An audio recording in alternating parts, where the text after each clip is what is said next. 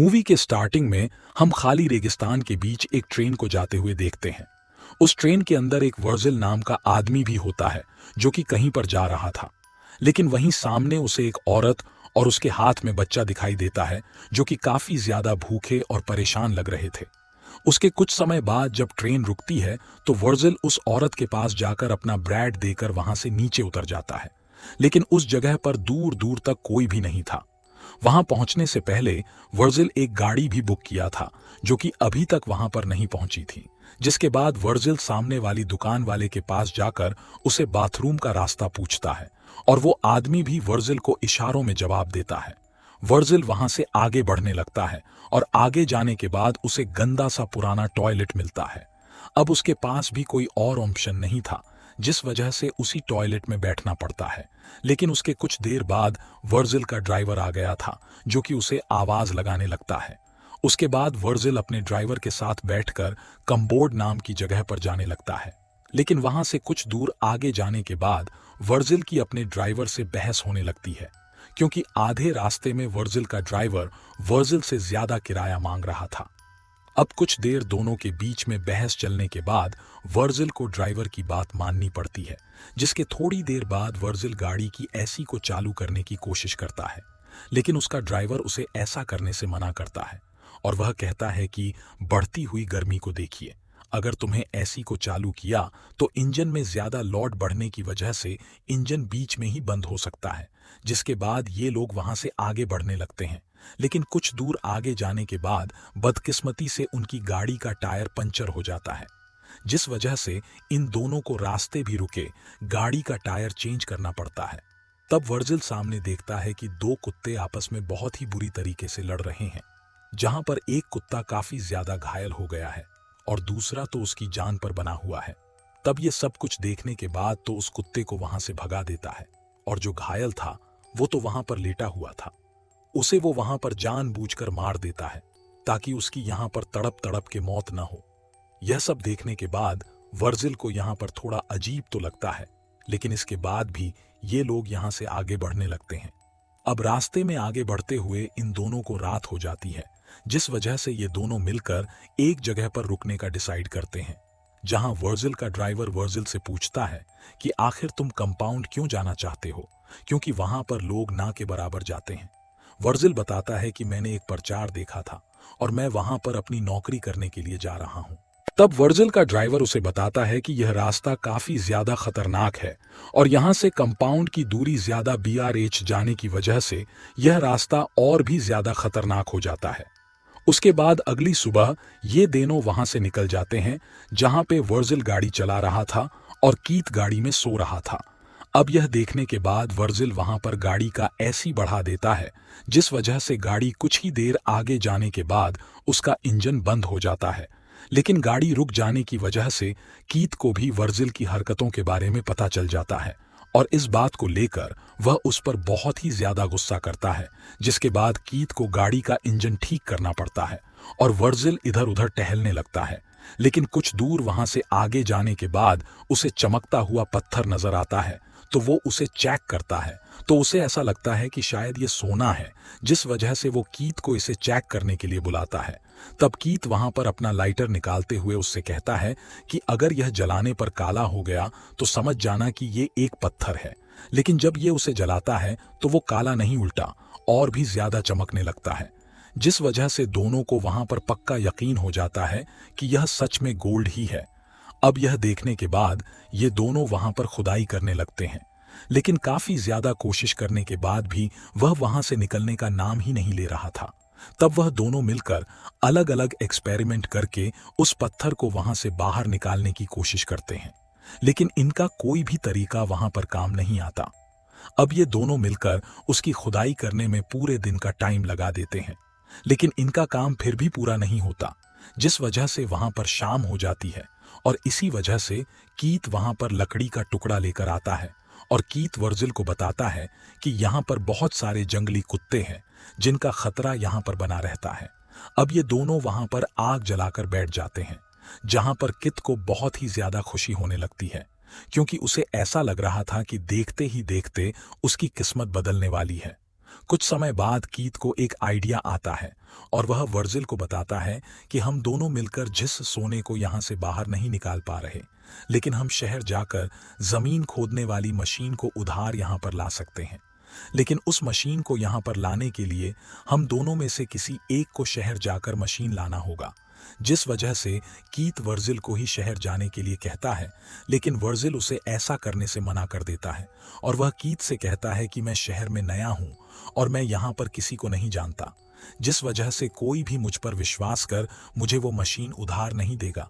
जिस वजह से कीथ भी उसकी बात मान लेता है और वह वर्जिल को जरूरत का सामान देकर सुबह वहां से गाड़ी लेकर निकल जाता है।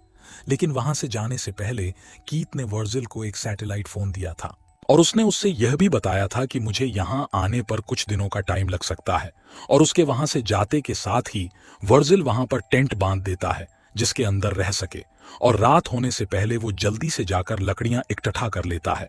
लेकिन रात होने के बाद जब वह खाना खा रहा था तो उसे कुत्तों के चिल्लाने की आवाजें सुनाई देती है, जिसे सुनने के बाद उसे बहुत ही ज्यादा डर लग रहा था। उसके बाद अगली सुबह जब वर्जिल की आंख खुलती है तो फ्रेश होने के लिए जाता है, पर तभी उसके सैटेलाइट फोन पर फोन आने लगता है। लेकिन जब तक वह फोन उठाने के लिए उसके पास पहुंचता है तब तक फोन कट जाता है। अब वह एक जगह पर बैठे बैठे काफी ज्यादा बोर हो जाता है, जिस वजह से वह अपने बैग को लेकर घूमने लगता है। तभी सामने ऊंचाई पर जाने के बाद उसे सामने एरोप्लेन के पार्ट्स दिखाई देते हैं, जहां जाने के बाद वह सोचता है कि यह उसके रहे के लिए अच्छी जगह हो सकती है, लेकिन उसे सोने की रखवाली करनी थी। इस वजह से वह एरोप्लेन के कुछ टुकड़ों को उठाकर अपने साथ वहां से ले जाता है। लेकिन वहां से उस सामान को लाने के बाद वह काफी ज्यादा थक गया था, जिस वजह से वह अपने टेंट के अंदर जाकर सीधा सो जाता है। लेकिन थोड़ी देर बाद तेज धूप होने की वजह से उसकी आंख खुल जाती है और वह सोने के पास जाकर बैठ जाता है और कुछ न होने की वजह से वह खुद ही से गुदगुदा के बातें करने लगता है। उसके थोड़ी देर बाद उसे ख्याल आता है कि वह पत्थर की मदद से सोने के टुकड़े को तोड़ सकता है, जिसे तोड़ने में कामयाब भी हो जाता है। लेकिन तभी उसे वर्जिल का कॉल आता है, जो कि उसे बताता है कि इंजन भी हिटिंग की वजह से रास्ते में ही उसकी गाड़ी खराब हो गई है, जिस वजह से उसे आने में थोड़ा और टाइम लग सकता है। तो वर्जिल उससे खुशी से बताते हुए कहता है कि मैंने यहाँ पर सोने का एक टुकड़ा तोड़ लिया है, जिसमें कीथ भी उसे कहता है कि मैं जितनी जल्दी हो सकता है वहां पर पहुंचने की कोशिश करूंगा। अब एक बार फिर से रात हो जाती है और वर्जिल वहां पर आग जलाकर बैठ जाता है, लेकिन इस बार वह जंगली कुत्ते उस पर हमला करने की कोशिश करते हैं। लेकिन वर्जिल मशाल की मदद से वहां पर कुत्तों से बचता है। अगली सुबह वर्जिल जब सोकर उठता है तो वह बैठकर पानी पी रहा था, लेकिन तभी उसकी तरफ एक जंगली सांप आने लगता है, जिसे देखने के बाद वर्जिल उसे मारने की कोशिश करता है। लेकिन वह सांप वहां से भाग जाता है और इसी चक्कर में वर्जिल का बहुत सारा पानी भी गिर जाता है। इसके बाद एक बार फिर से उसी एरोप्लेन के पास जाता है ताकि उसके कुछ टुकड़ों से यह तेज धूप से बच सके। लेकिन तभी सामने से कोई आता हुआ नजर आता है, जिस वजह से यह एरोप्लेन के अंदर छुप जाता है। तब वह पर्सन वर्जिल के पास आकर उसे यहां से बाहर निकलने के लिए कहता है और कहता है कि यह मेरे छुपने की जगह है। लेकिन वहां से बाहर निकलने के बाद वर्जिल को पता चलता है कि वो एक औरत है, जो वर्जिल को खाना और पानी देने की कोशिश भी करती है, लेकिन वर्जिल किसी भी बातों का कोई जवाब नहीं देता।